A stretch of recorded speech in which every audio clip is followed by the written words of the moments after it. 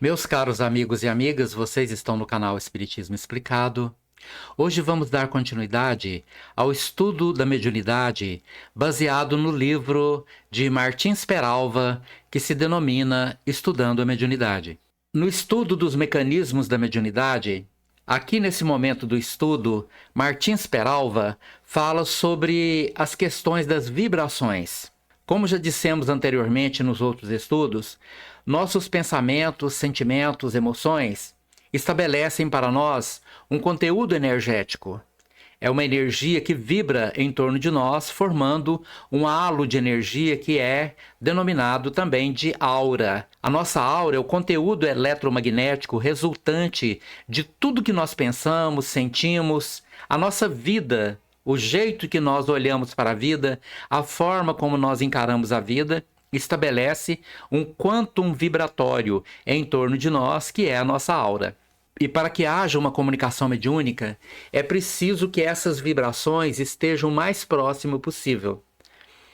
Mas considerando que um espírito superior tem uma vibração muito elevada e a nossa vibração é de muito menor intensidade, nós então precisamos aprender a elevar nossas vibrações, e o espírito comunicante, se for um mentor espiritual, ele então vai ter que diminuir a sua vibração para se aproximar da nossa, para que seja possível haver uma comunicação.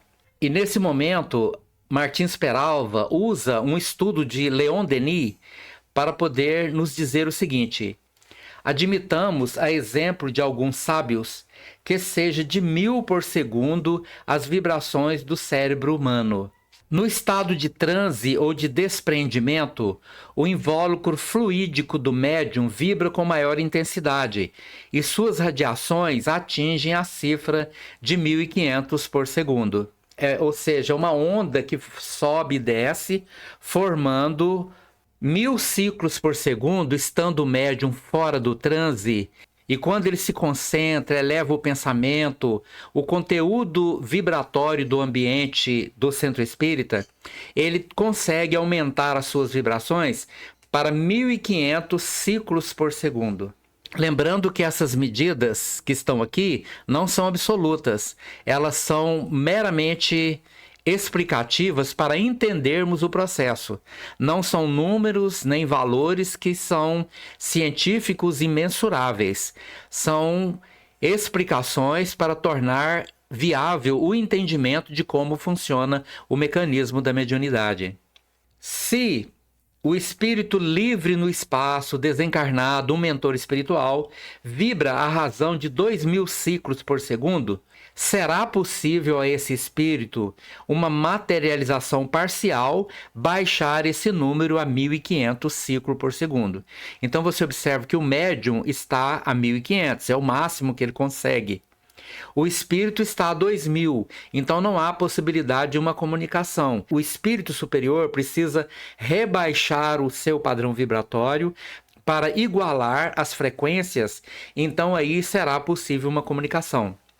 Os dois organismos vibram então simpaticamente. Podem estabelecer-se relações e o ditado do espírito será percebido e transmitido pelo médium em transe sonambúlico, ou seja, estando o médium com o pensamento elevado ao máximo, o mentor espiritual rebaixando o seu padrão vibratório, materializando-se o máximo possível, vão igualar as frequências dos ciclos de suas auras e, consequentemente, eles vão conseguir entrar em contato um com o outro. Leon Denis continua: o espírito libertado pela morte se impregna de matéria sutil e atenua suas radiações próprias, a fim de entrar em contato com o médium. Conclui-se das palavras do filósofo francês que os espíritos dispõem de recursos para reduzir ou elevar o tom vibratório da seguinte forma. Então, como é que os espíritos usam para poder aumentar o seu padrão vibratório ou diminuir? Primeiro, para reduzir o seu padrão vibratório, o espírito superior impregna-se de matéria sutil colhida no próprio ambiente. Então o espírito chega completamente desmaterializado, elevado, e ele consegue usar a energia do ambiente, principalmente o ectoplasma, para ele materializar-se o suficiente para reduzir o seu padrão vibratório, para possibilitar que ele entre em contato com o médium, a partir daí possibilitando a comunicação. 2. Para elevar o tom vibratório do médium, o espírito encontrará na própria concentração ou transe daquele os meios de ativar as vibrações. Então eu, como médium, preciso estar com a minha mente elevada, através da oração, através da sintonia com a música ambiente que todo centro espírita tem. Através do cultivo de bons sentimentos, eu elevo o meu padrão vibratório, o espírito comunicante, no caso o mentor espiritual, se aproxima de mim e isto facilita na sua aproximação, por indução energética, que minha vibração se eleve. E quando a minha vibração se eleva, eu então consigo entrar em contato com ele, porque ele rebaixou a vibração dele e eu aumentei a minha. Por isso, o êxtase dos grandes santos é oriundo, sem dúvida, da profunda alteração vibratória a possibilitar-lhes meios de relação com as altas esferas e com o que nelas se desenrola. Visões maravilhosas, celestes harmonias, cenários deslumbrantes ou vozes cheias de sabedoria são percebidas por estes santos, por estes espíritos encarnados que se santificam através da meditação, através da oração, através do cultivo de pensamentos elevados. Então eles vislumbram o mundo espiritual superior por lhes possibilitar o aumento de suas vibrações. Ele entra em sintonia com moradas divinas, celestes, maravilhosas, de onde vêm as suas visões. A ignorância de tais fatos leva muitas vezes o médium não evangelizado a cometer lastimáveis enganos, comprometendo assim o nome e a reputação de abnegados companheiros. Ou seja, o médium que não se prepara para o trabalho, ele não se importa estar preparado em estudar, em aprimorar-se e principalmente não se encarrega de evangelizar-se, as suas atitudes distanciadas daquilo que os espíritos necessitam faz com que ele, trabalhando com um determinado mentor espiritual, as suas ações desmoralizem o trabalho que ele faz e, consequentemente, a sua relação com seu próprio mentor espiritual. Há médiuns que discordam de que estejam no recinto determinados espíritos por outrem observados somente porque não os viram. Ou seja, um determinado médium relata a presença de um mentor espiritual e o outro não acredita, desmente. Se não desmente verbalmente, desmente interiormente, porque ele não vê. Se eu não estou vendo, logicamente não existe. E isso não é real. Porque existem muito mais coisas que nós não vemos, que nós não percebemos, do que coisas que nós somos capazes de observar. Se estudassem a doutrina e cultivassem sinceramente os preceitos do Evangelho, não formulariam esses temerários juízos, pois saberiam que se não viram nem ouviram aquilo que outros ouviram e viram, é porque no momento não respiravam psiquicamente na mesma faixa vibratória. Imagine você que tenha aí uma sala com 3 psicógrafos. E todos eles estarão buscando sintonizar com Dr. Bezerra de Menezes. E Dr. Bezerra de Menezes chega naquele ambiente e irradia suas ideias. Ele produz na sua mente aquela mensagem que ele quer que chegue aos médiuns através daqueles 3 médiuns psicógrafos que estão ali tentando entrar em contato com ele. A mensagem de alto teor vibratório será percebida por cada médium de uma forma diferente. Não há possibilidade de que seja absolutamente igual, a não ser que esses médiums sejam todos mecânicos. E que Dr. Bezerra de Menezes, então, coloque a sua mão na cabeça desses médiums, irradia para eles de forma mecânica e eles então poderão psicografar a mesma mensagem com o mesmo teor de fidelidade. Mas, para os médiums semimecânicos ou inspirados, não haverá possibilidade de que a mensagem chegue com o mesmo teor. Você vai observar que o conteúdo filosófico, religioso ou até científico da mensagem vai ter uma conexão, mas as palavras poderão ser outras. A forma de comunicar aquele conteúdo serão outras, porque é quase impossível fazer com que todos os médiums tenham exatamente o mesmo teor vibratório para poder assimilar a mensagem com a mesma igualdade de palavras, de conteúdo. Então, isto é muito difícil. Por isso, tais observações no livro Nos Domínios da Mediunidade levaram Hilário a formular interessantes indagações, inclusive se o fenômeno de absoluta sintonia durante a comunicação dificultaria no médium a faculdade de distinguir dos seus os pensamentos dos espíritos. O esclarecimento do assistente Aulus é notável. Os médiuns, especialmente aqueles que se deixam dominar pelo fantasma da dúvida, muito se beneficiarão com a palavra orientadora do bondoso instrutor. Estudemos com ele o assunto. O pensamento que nos é próprio flui incessantemente de nosso campo cerebral. É intrínseco, é realização nossa.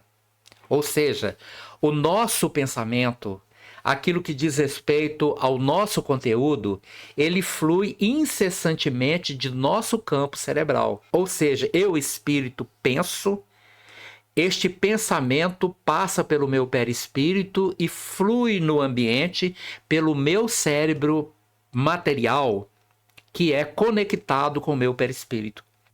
Por isso ele diz, o pensamento que nos é próprio flui incessantemente de nosso campo cerebral e é intrínseco, é realização nossa. O pensamento do espírito é extrínseco, vem de fora para dentro, alcançando-nos o campo interior, primeiramente pelos poros que são miríades de antenas. A nossa comunicação é interna. Eu penso, comunico meu pensamento ao meu perispírito, que ligado ao meu corpo físico, essas vibrações serão emitidas pelo meu cérebro material aqui nesta dimensão em que eu estou vivendo, o mundo encarnado. Eu sou um médium, então meus pensamentos, eles são emitidos através do meu cérebro. Mas o espírito que chega próximo a mim para se comunicar, ele se comunica comigo e o pensamento dele vem de fora.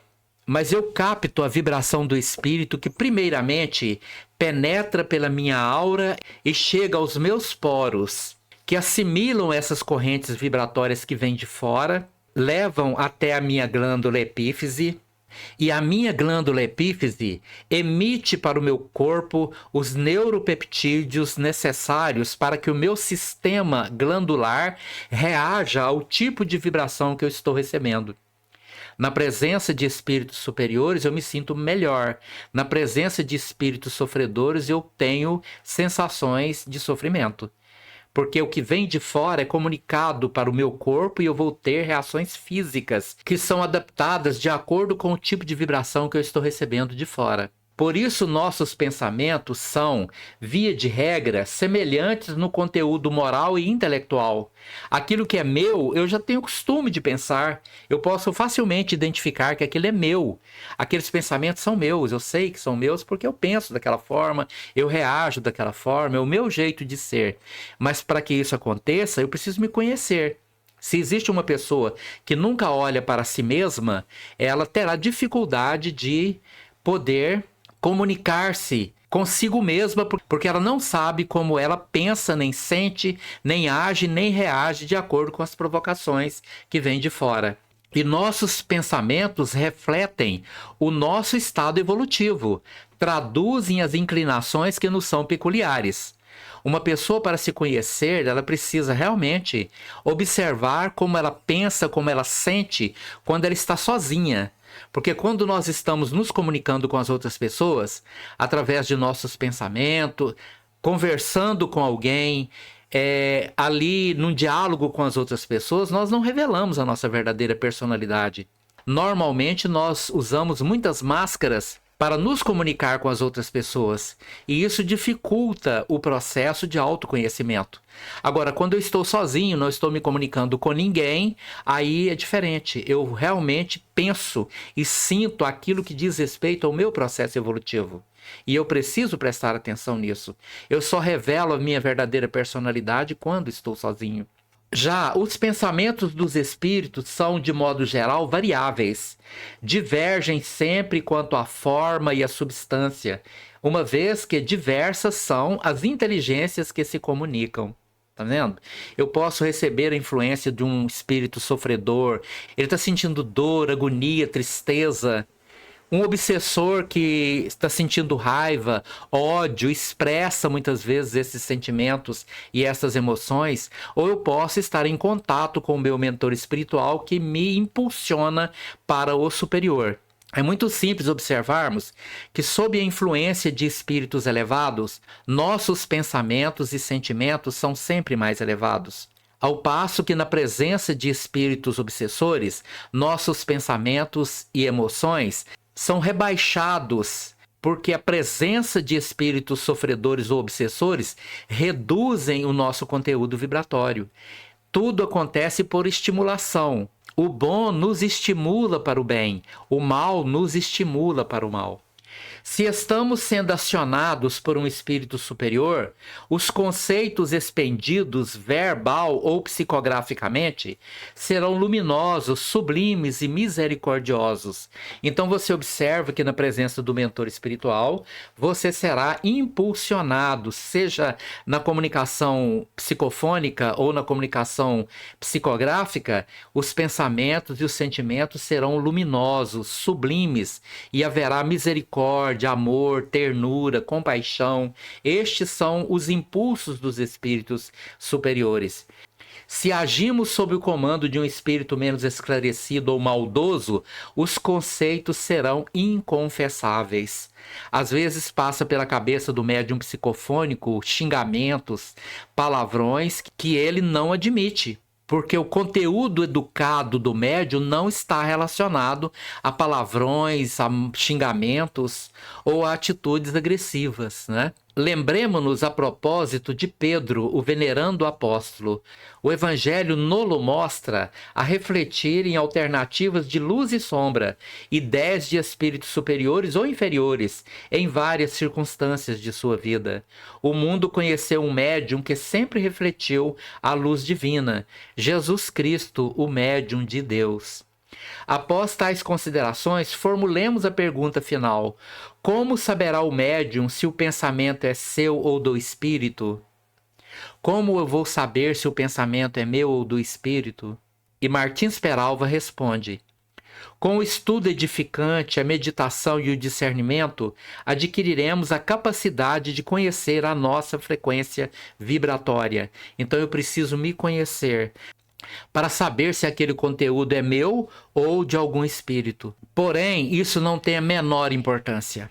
Porque o que importa é a minha intenção como trabalhador. Porque não tem possibilidade que um médium, principalmente no início do seu trabalho, ele tenha uma perfeita clareza daquilo que é seu ou não é seu. Isso não importa. Se eu estou bem intencionado, meu coração é puro, é limpo, eu não estou competindo com ninguém, eu estou ali para trabalhar em nome do Divino Mestre Jesus, então eu simplesmente cedo a minha faculdade mediúnica, com amor, ternura e bondade, confiante de que eu estou fazendo o melhor que eu posso. Isso sim é que importa. Ficar preocupado se a comunicação é minha ou não, aquela preocupação muitas vezes insana, apenas vai limitar o meu trabalho, impedindo que os espíritos que se aproximam de mim em busca de uma assistência, através da minha mediunidade, eles recebam aquilo que vieram buscar.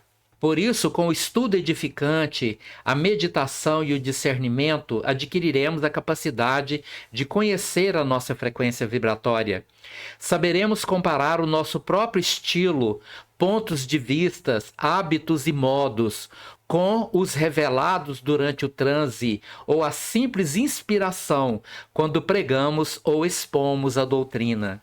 existem muitas nuances, muitas diferenças entre um médium e outro, entre conteúdos vibratórios e outros conteúdos vibratórios. Eu estou sempre sob a influência dos espíritos. Allan Kardec, no Livro dos Espíritos, pergunta: é verdade que os espíritos nos influenciam? E os espíritos responderam: muito mais do que vocês imaginam. Normalmente são eles que vos dirigem. Isso na nossa vida cotidiana. Agora, se eu me disponho a trabalhar em nome de Jesus, utilizando a minha mediunidade, eu não devo me preocupar com isso. Eu devo preocupar, sim, com o meu conteúdo mental, que deve ser o melhor possível, com as minhas melhores intenções. Isto sim é importante. E diante disso, não será problema tão difícil separar o nosso pensamento dos espíritos. A aplicação aos estudos espíritas com sinceridade dar-nos-á, sem dúvida, a chave de muitos enigmas. Muito bem, meus irmãos e minhas irmãs, muito obrigado pela presença de vocês neste estudo. Agradeço muito pela oportunidade de estarmos aqui. Se você gostou desse vídeo, deixe aí o seu like e na próxima semana começaremos a estudar, dentro da temática dos médiuns, os processos obsessivos. Muito obrigado por você estar aqui conosco. Muita gratidão pela oportunidade.